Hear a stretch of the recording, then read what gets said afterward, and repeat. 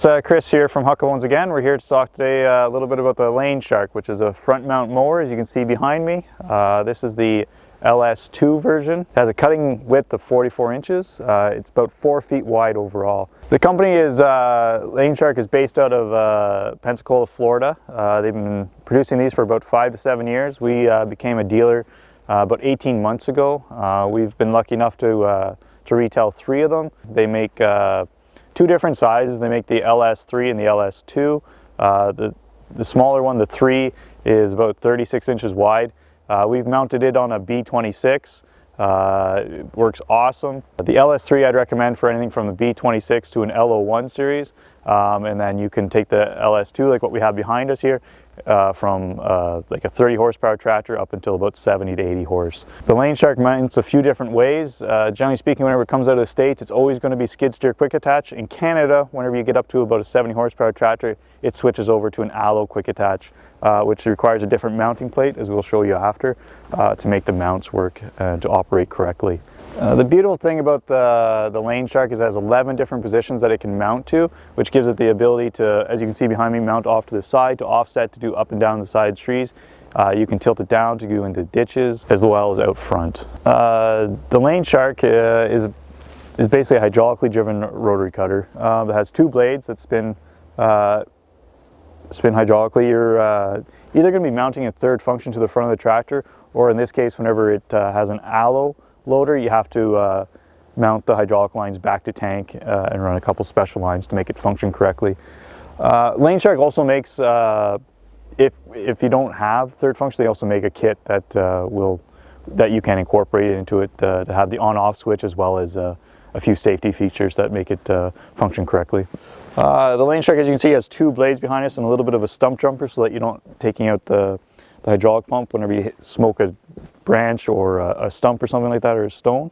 The blade actually sticks out past the mower.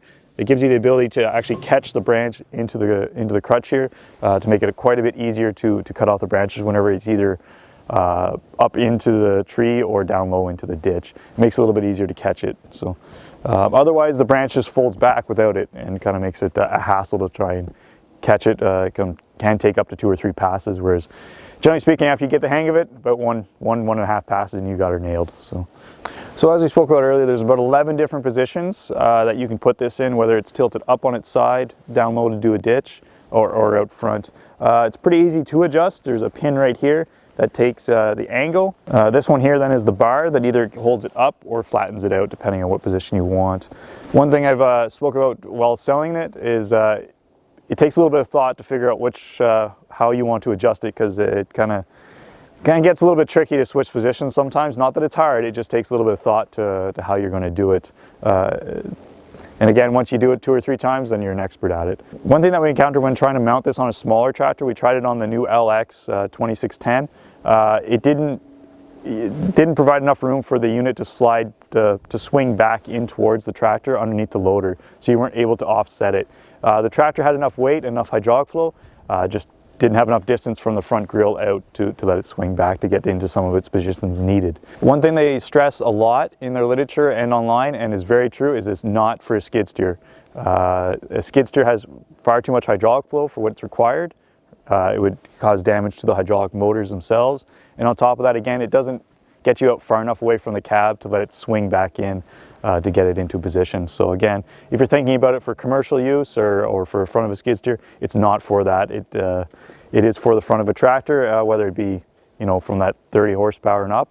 Again, we've had it mounted and work correctly on an L2501 or the B26. So it's not about the horsepower, it's the hydraulic flow. If you have 5 gallons or more of hydraulic flow, you'll be able to mount this. You just have to watch on the swing on some of the smaller tractors that you have the distance to swing back in. And again, it's about a 2-minute test to see if it does. So as you can see from here, we have the third function as well as the 2 lines we've adapted to make the Laneshark function correctly. Normally, whenever you have a smaller tractor, whether it be the Grand L or an LO1 series tractor, you're going to be having the third function out front. That's going to give you the ability to run the Laneshark a lot easier than it was on the 7060, the tractor we currently are using today. The 760 we had to run the 2 lines because the allo third function is designed to more or less run a grapple, something along those lines, not to have the hydraulic flow required to run the Laneshark. So that's what these two lines are here for, to do that.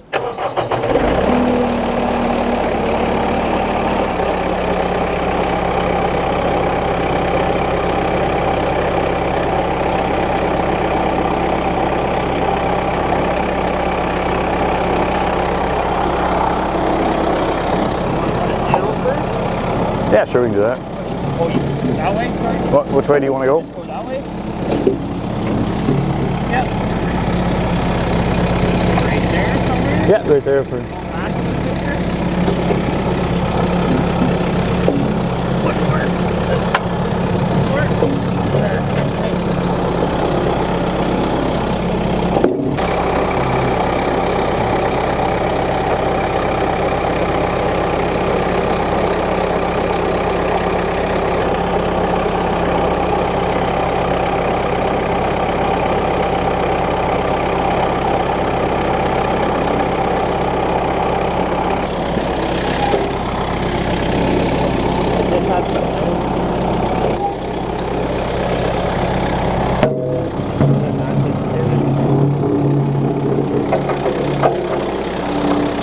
As we spoke about earlier, you can see that it swings back very close to the front grille. It's a full about 3 feet back underneath the loader, so that's where you get into the size of the tractor more than the horsepower. That requires it to swing back underneath. And again, that's where you'll see that it won't work with a skid steer, and that's the reason why, is it requires that distance away.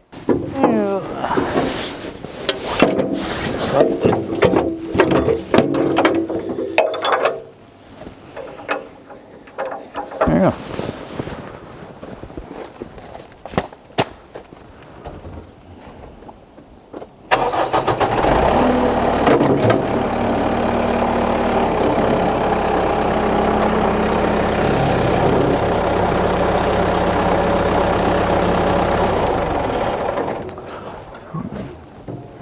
Yeah.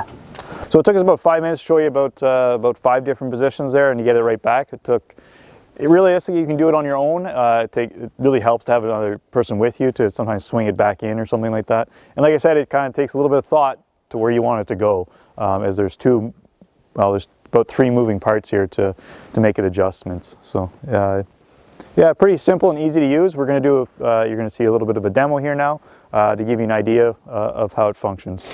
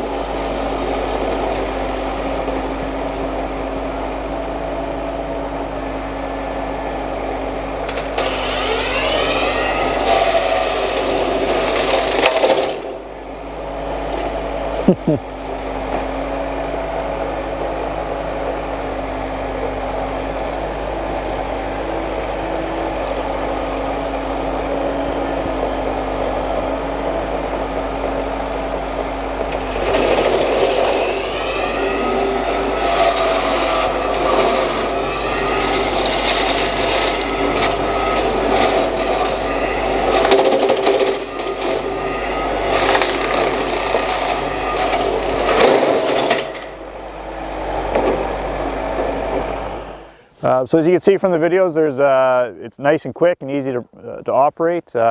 With the 7060, he's reaching up about 10-15 feet in the air. You know, if you're, it's not a replacement for a rotary cutter. You still need one of those to do the wide passes, the wide areas, the big open areas, if you're using it for your food plots or your trails. But this will open up your trails or keep your bush line back.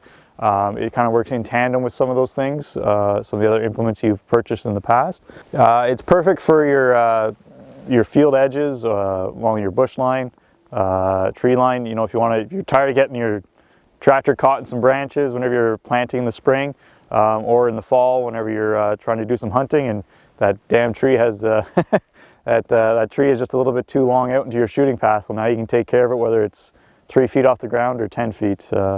You know, it's a good implement to have in your toolbox whenever you're trying to do some extra work around your property. Again, if you enjoyed the video, please like and subscribe. If you have any comments, please leave those. And if there's anything you'd like to see in the near future, please leave that as well. We're going to be shooting quite a few. So, thank you very much.